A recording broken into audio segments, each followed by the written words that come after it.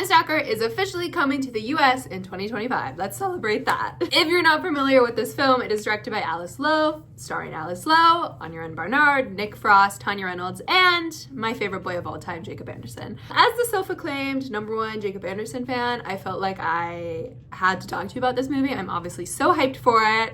I maybe flew to a different country to watch it. That's how hyped I was for said film. If you are in the UK or in Ireland, you can purchase Time Stalker. It's available to rent or buy as video on demand, so you can watch it at home. So I thought, to celebrate the announcement that it's coming to the United States and hopefully other territories, I would talk about my trip to the UK and review the film and just kind of do a little story time for you guys. So that's what I have in store for us today.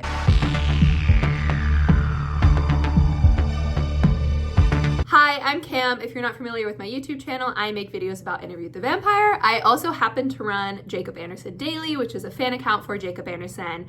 And I do think that is important to know in context of this story time. Time Stalker is this sci-fi, dark, romantic comedy. It is about Agnes, who is our heroine. She is continuously reincarnated as she keeps falling for the wrong guy through multiple lifespans. He's really like the definition of a toxic ex. This film is written, directed, and stars Alice Lowe. She's like, has all the titles to her name. Anya Barnard plays Alex, who is the lover that she keeps falling for and should not be with at all. And then there is also Nick Frost, who kind of plays like, as Agnes is stalking Alex through time, Nick Frost's character is kind of stalking Agnes through time. We also have Tanya Reynolds, who played Agnes's best friend Meg. She's probably like the one person who actually kind of deserves a happy ending. And then of course, my favorite boy, Jacob Anderson, plays Scipio or Scipio. I've seen it a few times and I've watched interviews and I still keep forgetting, and I'm not gonna Google it. Scipio, He is so fun and so silly in this. He kind of plays like this Cheshire Cat type character. He feels very knowing. He seems to kind of be aware of what's happening with Agnes and her regenerations and reincarnations, but also is like not gonna tell her about how to get through it very much. He kind of delights in the mayhem of it all. The film is shot by Ryan Edelston, who just brings this beautiful pinkish glow. It's very campy.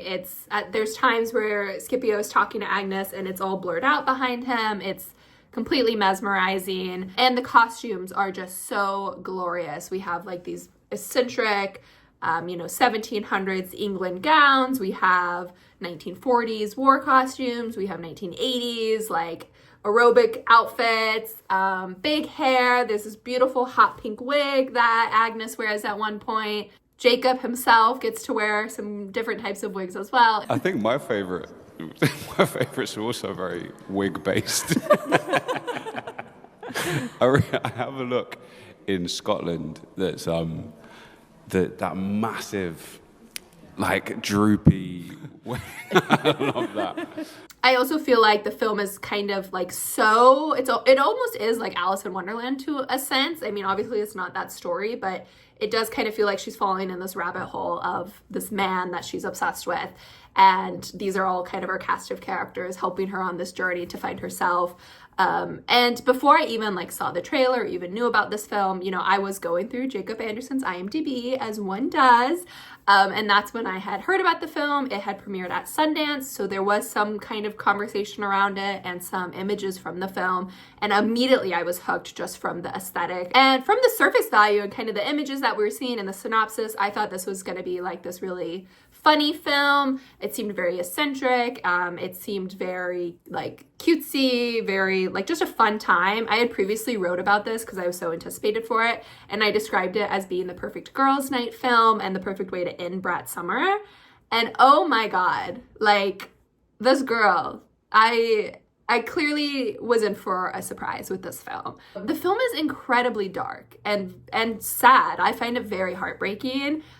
Now granted, it is a funny film and it is all this beautiful pink campy eccentricness, but thematically it's really a dark story. And I mean that in the best possible way. I laughed aloud at this film, but then I was also like at the end wanting to call my therapist. And Alice herself has said in an interview that she thinks this film is one of her more darker films. On the surface, it's a brighter film. I actually think that in some ways it's darker, Time Stalker, because it's someone who's in denial. It's like a pink rose-tinted vision of a delusion, essentially. But I don't want to get too much into the spoilers for this film because I do still want it to be fresh for you guys. But I do want to talk about the thematic elements of this film and this idea of obsession and how it can really take over your life in this extreme way, as we see happening to Agnes in the film. Like, literally, obsession bleeds through her lives. Like, she dies and her obsession sticks with her. You die so he doesn't have to. Maybe it's time to turn the tables. It's really fun to take this concept that I think we all relate to some degree, obviously some more than others, and kind of apply it in the setting and explore it. And I think it's kind of an interesting part of human nature, like the things that we hyperfixate on, and how it can be toxic to ourselves. So the film goes through different eras of history. We kind of start with, I don't really know the exact years completely, but we start with like this religious zealot that is Alex, played by Anya and Bernard, and Agnes falls in love with him. He's about to be like hanged for his crimes of, you know, trying to create this religion thing. Agnes dies on his behalf, and then we also kind of jump into more 1700s England, and Agnes is kind of like the lady of the house in this really not happy relationship, and Alex is this man who wants to become a famous thief. And then we move into the 1980s New York. There are some kind of like cameo other eras that happen as well, but I feel like the 1700s England and 1980s New York are really the most important ones of the film. We stay there the longest. And I really think the 80s specifically is when we kind of see Agnes realizing what's happening to her more and really trying to grapple with these themes that the film is presenting to us. I think you'd recognise me if you hadn't seen me for a really, really long time. In the 80s, Alex is now a kind of shitty rock star, like very, you know, trying to make it big, but, you know, kind of mid-level fame. And Agnes is his biggest fan. She's obsessed with him. She has a shrine dedicated to him in her room. You know, she fights other fans to collect like his cigarette bud that he throws out. She really kind of degrades herself and sacrifices her own self-respect to have the money and finances to support Alex. Like, her life revolves around him completely. I first thought this was going to be kind of maybe like a cute like reincarnation movie where it's like, oh, they just keep missing each other and then they finally get together and it's like heartwarming. And it's like, oh no, I like need her far away from this guy, but I also want her to be happy. And I just think he's kind of a shitty guy. He's kind of obsessed with this idea of notoriety and fame. And even though she's kind of always offering this to him, It's a heart. Do you not like it? No. and I think like his reluctancy to really like accept her as like the supporter and kind of his dismissal of her while she continues to sacrifice herself, like literally dies for him, like sacrifices her life for him. That's like the patriarchy, baby. Like, there's so many levels to this, but I really think kind of Agnes's relationship with Alex and the ultimate sacrifice of her life is a really interesting way of exploring, you know, what women give away and how we do it at a cost to ourselves. Even in relationships, I feel like women tend to censor themselves, or, you know, we're expected to be like the housewives or whatever, and maybe we sacrifice our careers or our hobbies to take care of our families. But then I think there is also this added element of being a fan of something, especially with the 1980s scenes and Agnes being a fan of this rock star version of Alex. I think it's really interesting how this parasocial relationship develops. Agnes knows Alex. She recognizes him by this point from her past lives, but he doesn't recognize her at all. To him, she's just this like crazy stalker that he has a restraining order against. So while she is completely like dedicated her entire life to him, he's busy like trying to build a career and trying to make art and music. The fact that her entire life kind of revolves around him, and to him, she doesn't even exist. I was like, wait, is this a fucking play about us? Here I am in the audience watching this film that I flew to a different country for an actor who I run a fan page for. Now, obviously, I'm aware Time Stalker is quite literally like about stalking to an extent that goes beyond anything as a fan of someone does. But there is an element to it that made me kind of reflect inwardly and be like, oh, you know, I specifically started a fan page because I was going through a really tough time mentally, and I found Jacob's music specifically to be a great way to kind of calm myself and to feel connection. It was a welcome distraction, and I made the social media so I could talk to other fans about this and kind of, you know, help spread awareness of him. But while I was watching this film, I kind of thought, is this like infatuation a distraction from my reality? You know, is this fan page? Am I using it as an outlet for escapism to the point that I'm neglecting my real life and my personal connections and my happiness? Now, clearly, I still run this account, so I decided that wasn't the case. But I do think a lot of young women specifically, I think we find ourselves in situations where, especially our society's expectations of us and men, like if you're a straight woman trying to find a man, they're kind of the worst things on earth. So of course we try to find our infatuations with fictional characters or celebrities because it's almost safer to a degree. And Alice herself kind of made a joke about that, but I think it really resonates with what a lot of young women experience. And I think the industry as a whole is aware of this. I mean, there's a reason why One Direction or K-pop or even people like Timothée Chalamet and Paul Mescal, like how we shape the conversation around these guys being like the it boys or having this really rabid fan base. There is a marketing to it. There's a way that they can get young women to invest into your artist. And, I literally am covered up with a Paul Mescal Gladiator 2 blanket right now. Like, come on. So I think what's fascinating about Timestalker is it kind of makes this connection between the sacrifices women make for men and kind of this idea of their ideal man being somebody they don't know.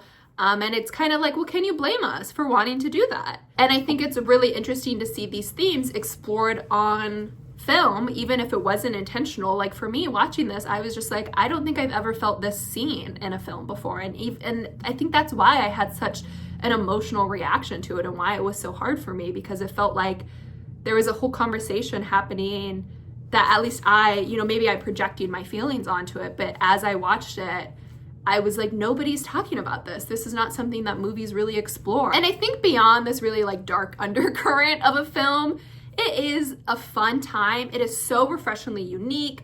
And I don't feel like we get films like this in general, like not even thinking about the themes, but just everything that this is a huge labor of love. I know it did not have much of a budget, and you can kind of feel that intimacy with it. It feels like almost like a student film in a sense, but then the world building that they're able to do and how they are able to transport you through these different eras, like it feels so real. Even though it's this completely like preposterous, impossible story, you still really believe it and you still feel like you're really a part of it. And I think that's really a credit to not only Alice's writing ability and her directing and the performances, but the below the line crew that's working on this, the costuming, the lighting, the cinematography, the score by Toy Drum is incredible. It's its own character.